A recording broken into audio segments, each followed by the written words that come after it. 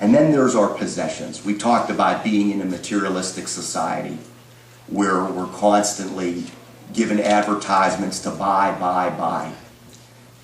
Randy Alcorn, who wrote the Treasure Principle, he talks about the tyranny of things.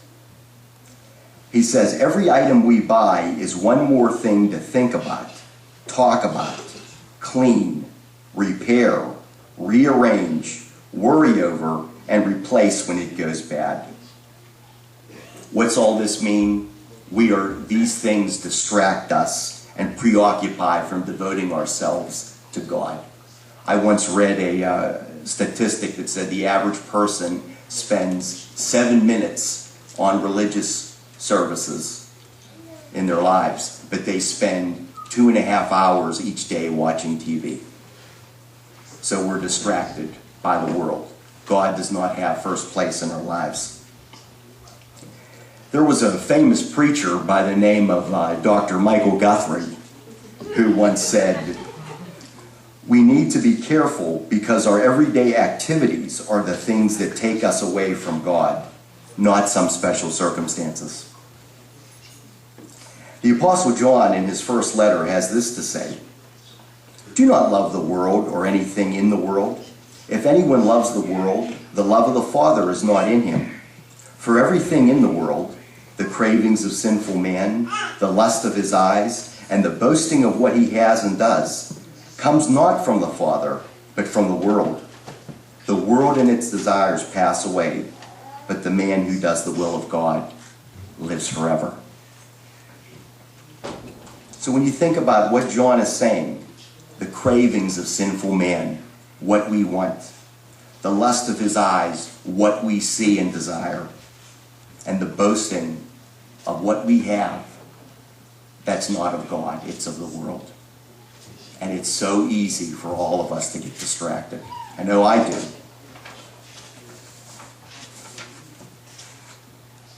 Now let's look at what Jesus has to say about being trustworthy stewards. It's verses 10 through 12.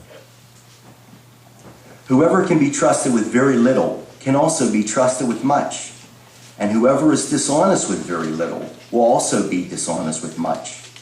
So if you have not been trustworthy in handling worldly wealth, who will trust you with true riches? And if you have not been trustworthy with someone else's property, who will give you property of your own? Society tells us that the money we earn is ours, and we can spend it any way we want. Jesus goes and makes a point that money is a test of our character. It shows our values, and it can ultimately show our spiritual condition.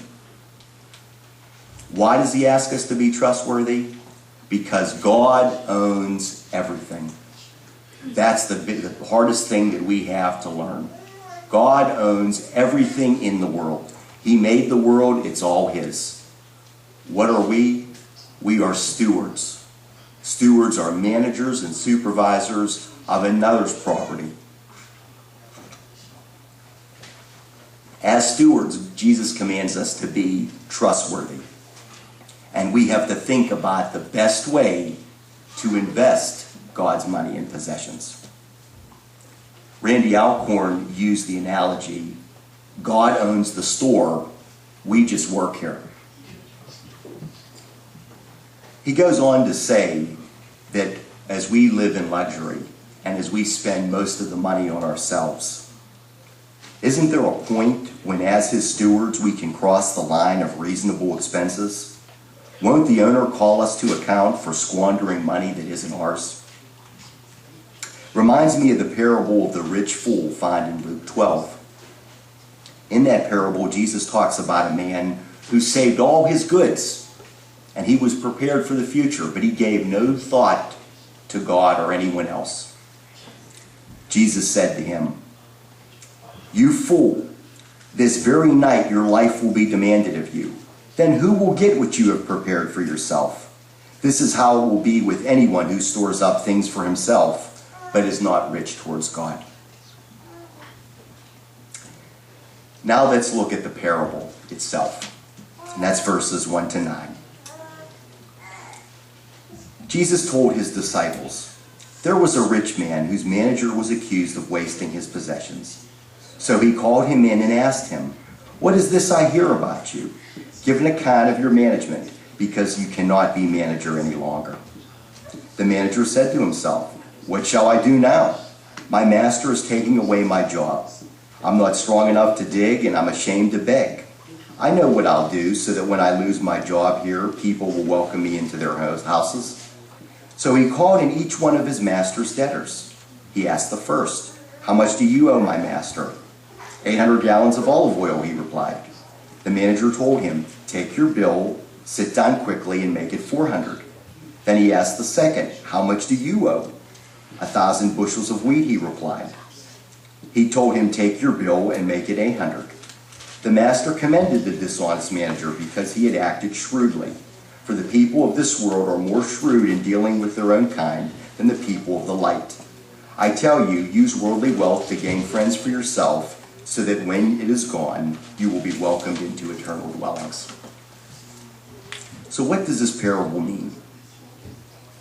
This sets up a story about a steward who was dishonest, and his manager had decided to fire him. But he was losing his job at a later time, so he still had some time left on the job. And he thought to himself, "I don't want to dig ditches. I don't want to beg. I need to do something to help myself when I'm fired from my job." So he came up with an idea, and the idea was to cheat the master further.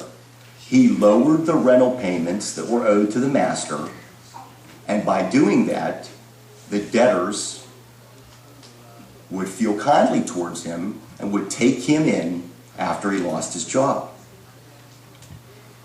Now it goes on to say that the owner valued shrewdness, and that's kind of hard to understand. Why would the owner value something when he has been cheated even more?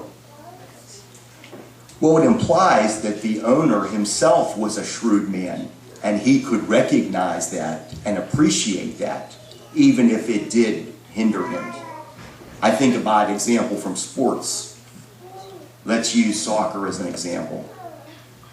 You're playing against a team, they have an incredible goalie, and you keep shooting the ball, you're not getting it in the net.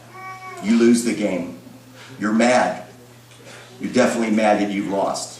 But you appreciate how good that goalie was, how skilled he was. That's the same way with this manager. He appreciated how shrewd, because he himself was a shrewd businessman. But let's get at what Jesus is teaching us by this parable. First of all, he's not telling us to be dishonest. That's not his point. The steward was shrewd because he thought about the future and planned for it now in the present. Christians should be thinking about our eternal future and living for it today. He calls Christians children of the light. If you've given your life to Christ, our future is heaven. And the most wonderful thing Jesus tells us about is we can do things today that will benefit us when we get to heaven. Jesus is commanding us to use worldly wealth to gain friends for ourselves. What does that mean? He wants us to use our earthly prosperity to help others. How do we help them? There are poor people, there are people who are struggling. By meeting their needs, we show them Christ. They give glory to God our Father above. We witness to them why we are different. But also we invest in evangelism opportunities. This is really an amazing thing, because when you invest in evangelism, you actually win people for Christ, people who will be in heaven with you. That's what Jesus is talking about. We're winning souls, other people who we will see when we get to heaven.